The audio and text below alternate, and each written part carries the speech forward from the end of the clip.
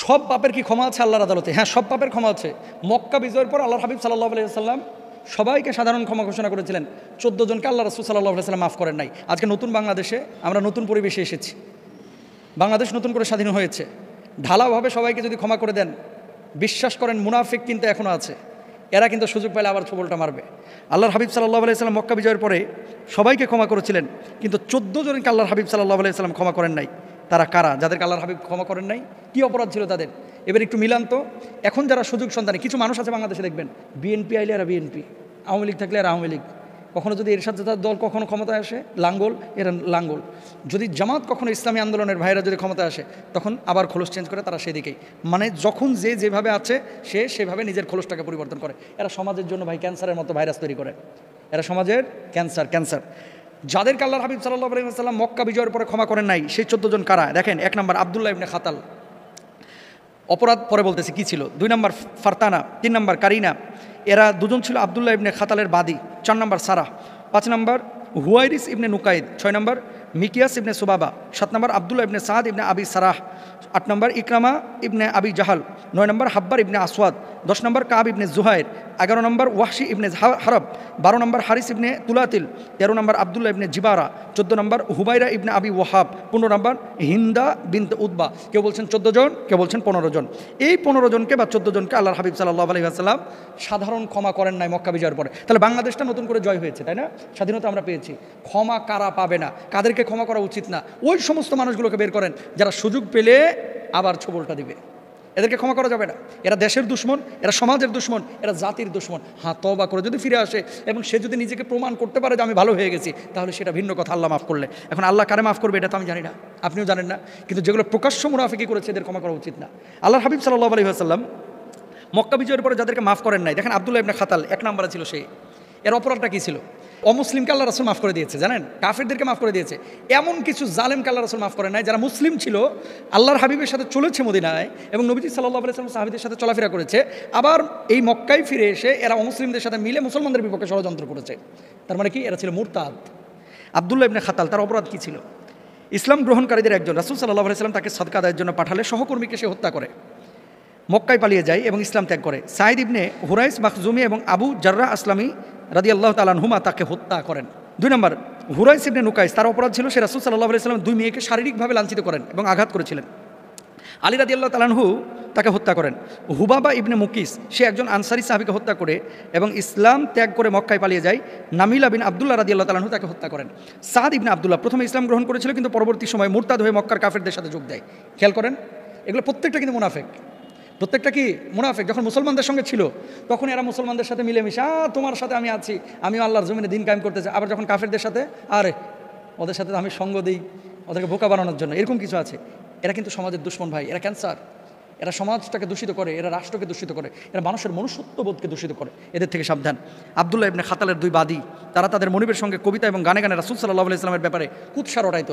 বর্তমান কিছু বুদ্ধিজীবী আছে দেখবেন, সারাক্ষণ শুধু ইসলামের বিপক্ষে কথা বলে, আলেমদের বিপক্ষে কথা বলে, সমাজে যারা সৃজনশীল তাদের বিপক্ষে কথা বলে। সুতরাং সাধারণ ক্ষমা সবার জন্য থাকলেও আল্লাহর হাবিব যেমন ইনফেরাতিভাবে কয়েকজনকে বের করেছিলেন যে এদের জন্য ক্ষমা না, কারণ এদেরকে সুযোগ দিলে পরবর্তীতে আবার ছবল দিবে, এই জন্য তাদেরকে বিচারের মুখোমুখি করে তাদেরকে মৃত্যুদণ্ড দেওয়া হয়েছিল, মানে তাদেরকে সাইজ করা হয়েছিল, শায়েস্তা করা হয়েছিল এবং সাহাবীরা তাদেরকে বিদায় করে দিয়েছিল দুনিয়া থেকে।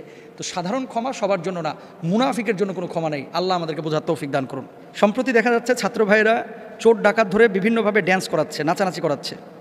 তো ইসলামী শরিয়ায় চোর ডাকাতের শাস্তি কী? 2 নম্বর বিষয় হচ্ছে, এভাবে যদি মজা করে আনন্দ করে চোর ডাকাতদের ড্যান্স করানো হয়, গান গাওয়ানো হয়, ইসলামে কি কোনো বিধিনিষেধ আছে? চোরের শাস্তি কি? এটা কিন্তু কুরআনুল কারীমে আল্লাহ সুবহানাহু ওয়া তাআলা বলে দিয়েছেন, ওয়াস-সারিকু ওয়াস-সারিকাতু ফাকতাউ আইদিয়াহুমা জাযাআন বিমা কাসাবা নাকালাম মিনাল্লাহ।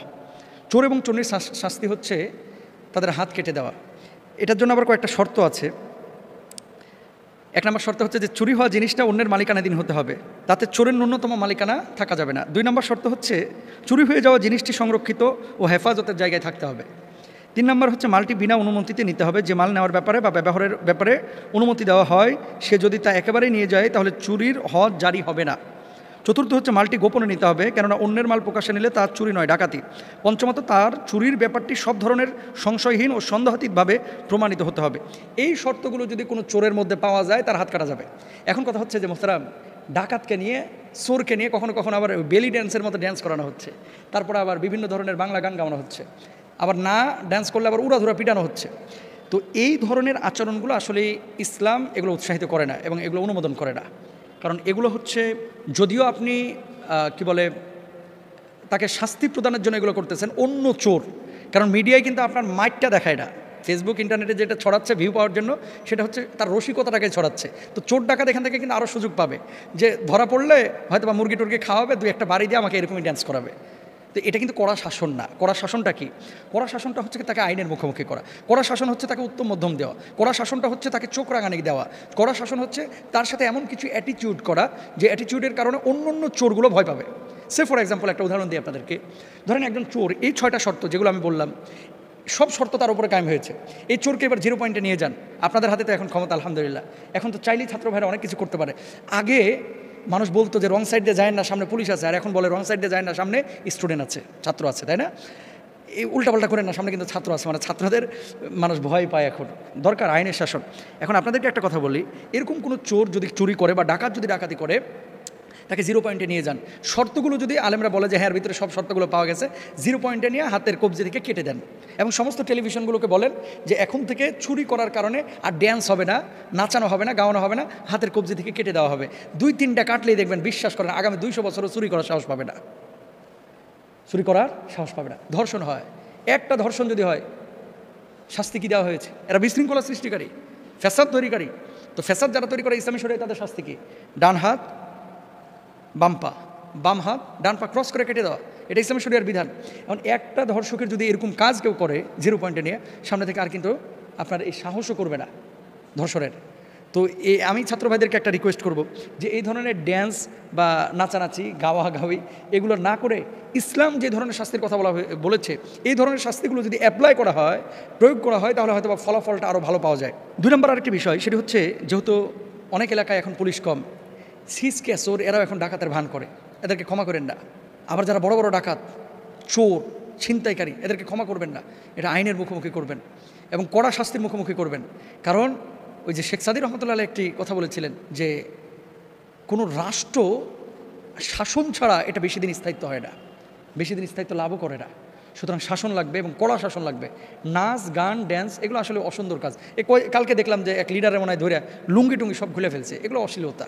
এগুলা যদিও শ্রীলঙ্কায় করেছে, আমরা এখন তো আলহামদুলিল্লাহ আপনাদের হাতে ক্ষমতা আছে, আমরা এতটা মানে নিচে নেমে যাব না যে সে আন্ডারওয়্যার পরে আছে, আপনি তাকে একেবারে উলঙ্গ করে ফেলছেন। এগুলো আমরা করবো না। আল্লাহ তাআলা আমাদেরকে বোঝার তৌফিক দান করুন, আমিন।